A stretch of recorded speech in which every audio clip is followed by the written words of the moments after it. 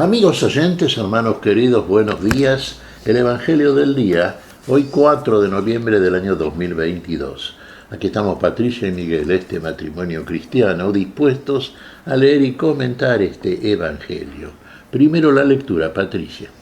Evangelio de nuestro Señor Jesucristo según San Lucas, capítulo 16, versículos del 1 al 8. Jesús decía a sus discípulos: había un hombre rico que tenía un administrador, al cual acusaron de malgastar sus bienes. Lo llamó y le dijo: ¿qué es lo que me han contado de ti? Dame cuenta de tu administración, porque ya no ocuparás más ese puesto. El administrador pensó entonces: ¿qué voy a hacer ahora que mi señor me quite el cargo? Cavar, no tengo fuerzas. Pedir limosna me da vergüenza. Ya sé lo que voy a hacer para que al dejar el puesto haya quien me reciba en su casa.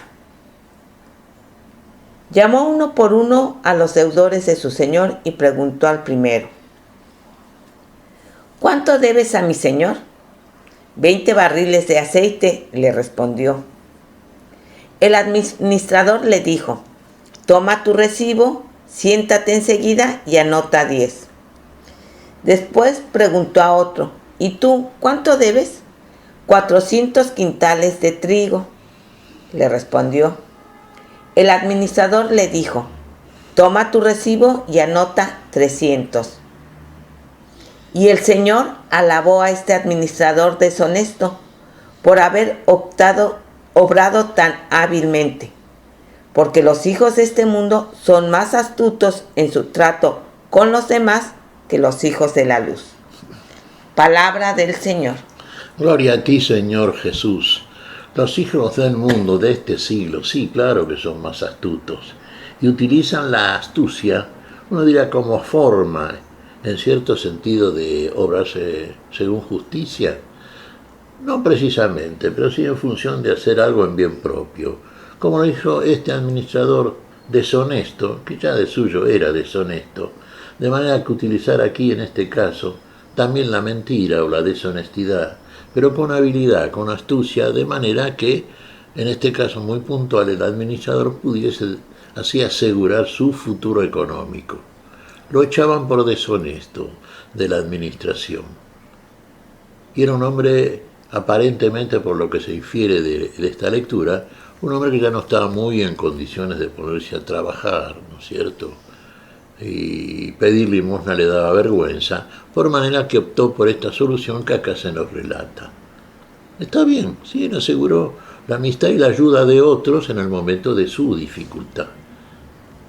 Quedaba sin el dinero de la administración y tenía que tener de alguna manera amigos, entre comillas, que lo recibiesen en el momento de su necesidad.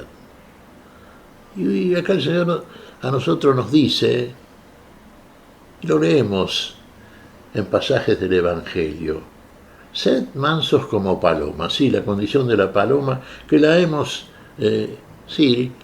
considerado en el Evangelio del día de ayer. Efectivamente, el cristiano es manso, obediente. Sí, el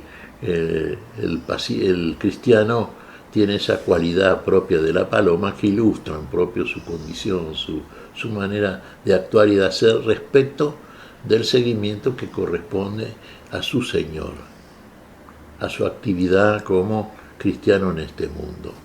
Pero eso no quiere decir que también en muchas oportunidades, frente a situaciones injustas, guardemos una actitud totalmente pasiva, encogiéndonos de hombros y diciendo: bueno, pero el Señor va a actuar, le voy a pedir al Señor. Sí, hace muy bien en pedirle al Señor siempre. La oración es la manera de acudir al Señor y acudir a la mejor solución siempre, para sí propio y para la relación de uno con los otros. Pero mientras tanto, hagamos nuestra parte, hermanos, No es cuestión de...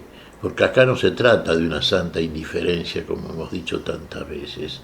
Aquí se trata de una negligencia, y dejar pasar un hecho en el cual podemos actuar cristianamente utilizando la sana astucia, la habilidad, ¿no es cierto?, para resolver un caso para el cual estamos aptos si realmente apelamos a la sabiduría que nos concede el Señor desde la palabra y desde el obrar concreto de nuestra parte por esa palabra. Sí, claro, lo que decimos, lo que es imposible se lo pedimos a Dios, pero lo que es posible para nosotros, hagámoslo.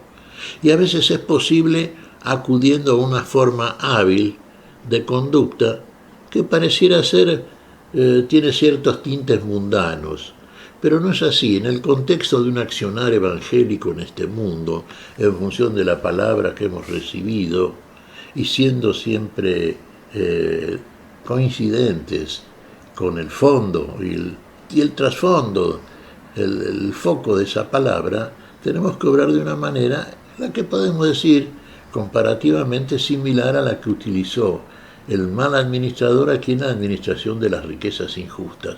En la administración de las riquezas justas, seamos nosotros de la misma manera muchas veces.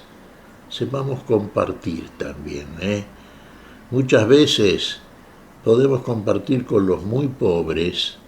Uno diría, pero el otro es justo, merece que yo comparta con él. No, pero lo que pasa es que la astucia cristiana, ¿en qué puede en este momento demostrarse como verdaderamente astucia y cristiana? En que el otro va a agradecer aquello que recibe y seguramente va a considerarnos de una manera diferente. Y al considerarnos de una manera diferente, entre otras cosas, va a atender un poquito más a la palabra. ¿Se da cuenta? Usted dirá, sí, la palabra lo hace todo, claro que lo hace todo, pero haga su parte usted también. Y a veces utilice la astucia. Gane amigos también, para compartir. En el momento de la necesidad entre comillas, ¿cuál es la necesidad nuestra? La necesidad nuestra es la necesidad de amar y ser amado. La necesidad nuestra es la de establecer sólidamente un vínculo nuevo con alguien que es nuevo también. Y a veces hay que ser ligeramente astuto o sabiamente astuto. El Señor nos ha dicho, sed mansos como palomas, sí, por supuesto, la condición del carácter cristiano, pero astutos como serpientes. Muchas veces conviene utilizar la astucia y siempre en función de algo que para nosotros es central, capital, compartir, difundir la palabra.